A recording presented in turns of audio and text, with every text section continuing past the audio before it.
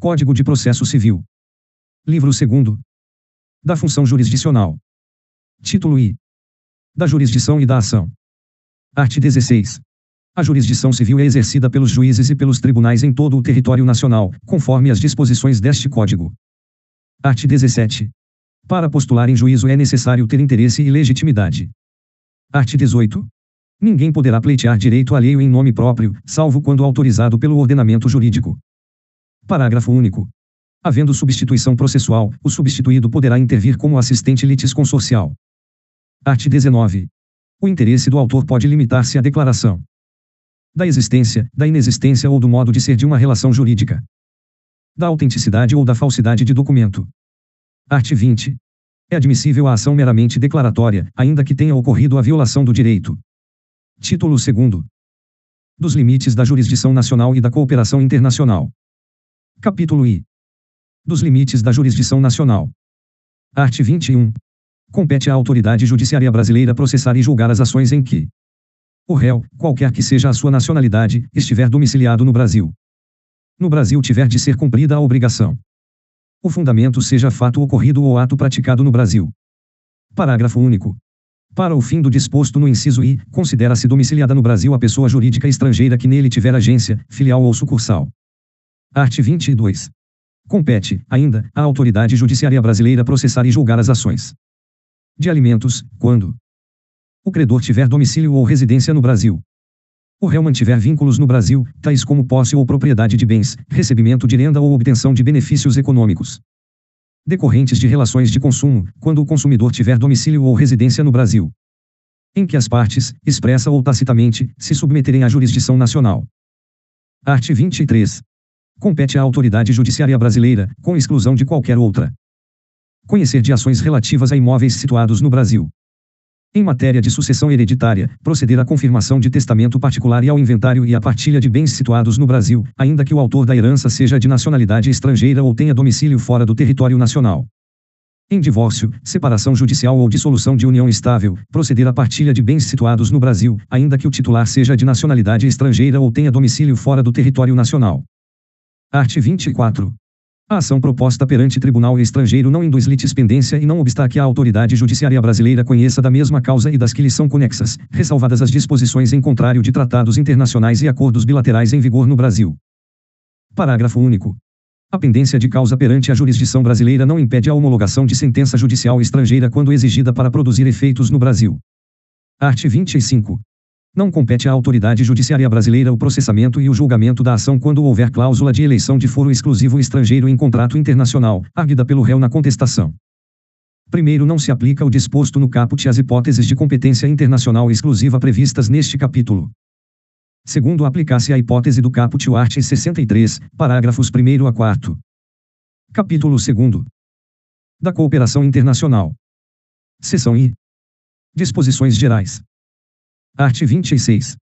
A cooperação jurídica internacional será regida por tratado de que o Brasil faz parte e observará o respeito às garantias do devido processo legal no Estado requerente, a igualdade de tratamento entre nacionais e estrangeiros, residentes ou não no Brasil, em relação ao acesso à justiça e à tramitação dos processos, assegurando-se assistência judiciária aos necessitados, a publicidade processual, exceto nas hipóteses de sigilo previstas na legislação brasileira ou na do Estado requerente, a existência de autoridade central para a recepção e transmissão dos pedidos de cooperação, a espontaneidade na transmissão de informações a autoridades estrangeiras.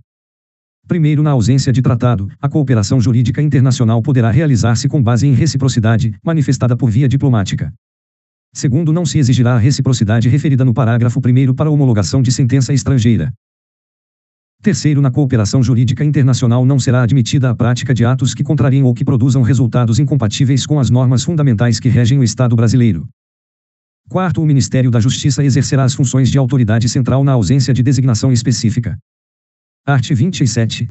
A cooperação jurídica internacional terá por objeto citação, intimação e notificação judicial e extrajudicial, colheita de provas e obtenção de informações, homologação e cumprimento de decisão, concessão de medida judicial de urgência, assistência jurídica internacional, qualquer outra medida judicial ou extrajudicial não proibida pela lei brasileira.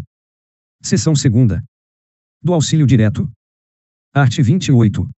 Cabe auxílio direto quando a medida não decorrer diretamente de decisão de autoridade jurisdicional estrangeira a ser submetida a juízo de delibação no Brasil. Art. 29.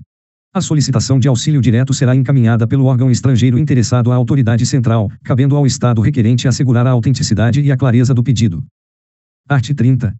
Além dos casos previstos em tratados de que o Brasil faz parte, o auxílio direto terá os seguintes objetos: obtenção e prestação de informações sobre o ordenamento jurídico e sobre processos administrativos ou jurisdicionais findos ou em curso. Colheita de provas, salvo se a medida for adotada em processo, em curso no estrangeiro, de competência exclusiva de autoridade judiciária brasileira. Qualquer outra medida judicial ou extrajudicial não proibida pela lei brasileira. Art. 31. A autoridade central brasileira comunicar-se-á diretamente com suas congêneres e, se necessário, com outros órgãos estrangeiros responsáveis pela tramitação e pela execução de pedidos de cooperação enviados e recebidos pelo Estado brasileiro, respeitadas disposições específicas constantes de tratado. Art. 32. No caso de auxílio direto para a prática de atos que, segundo a lei brasileira, não necessitem de prestação jurisdicional, a autoridade central adotará as providências necessárias para seu cumprimento. Art. 33. Recebido o pedido de auxílio direto passivo, a autoridade central o encaminhará à Advocacia Geral da União, que requererá em juízo a medida solicitada. Parágrafo único. O Ministério Público requererá em juízo a medida solicitada quando for autoridade central. Art. 34. Compete ao juízo federal do lugar em que deva ser executada a medida apreciar pedido de auxílio direto passivo que demande prestação de atividade jurisdicional. Seção 3ª. Da Carta Rogatória. Art. 36. O procedimento da carta rogatória perante o Superior Tribunal de Justiça é de jurisdição contenciosa e deve assegurar às partes as garantias do devido processo legal. Primeiro, a defesa restringir-se à discussão quanto ao atendimento dos requisitos para que o pronunciamento judicial estrangeiro produza efeitos no Brasil. Segundo, em qualquer hipótese, é vedada a revisão do mérito do pronunciamento judicial estrangeiro pela autoridade judiciária brasileira. Seção 4ª. Disposições comuns às seções anteriores. Art. 37. O pedido de cooperação jurídica internacional oriundo de autoridade brasileira competente será encaminhado à autoridade central para posterior envio ao Estado requerido para lhe dar andamento. Art. 38. O pedido de cooperação oriundo de autoridade brasileira competente e os documentos anexos que o instruem serão encaminhados à autoridade central, acompanhados de tradução para a língua oficial do Estado requerido. Art. 39. O pedido passivo de cooperação jurídica internacional será recusado se configurar manifesta ofensa à ordem pública. Art. 40. A cooperação jurídica internacional para a execução de decisão estrangeira dar-se-á por meio de carta rogatória ou de ação de homologação de sentença estrangeira, de acordo com o art. 960. Art. 41. Considera-se autêntico o documento que instruir pedido de cooperação jurídica internacional, inclusive tradução para a língua portuguesa, quando encaminhado ao Estado brasileiro por meio de autoridade central ou por via diplomática, dispensando-se a juramentação, autenticação ou qualquer procedimento de legalização. Parágrafo único. O disposto no caput não impede, quando necessária, a aplicação pelo Estado brasileiro do princípio da reciprocidade de tratamento.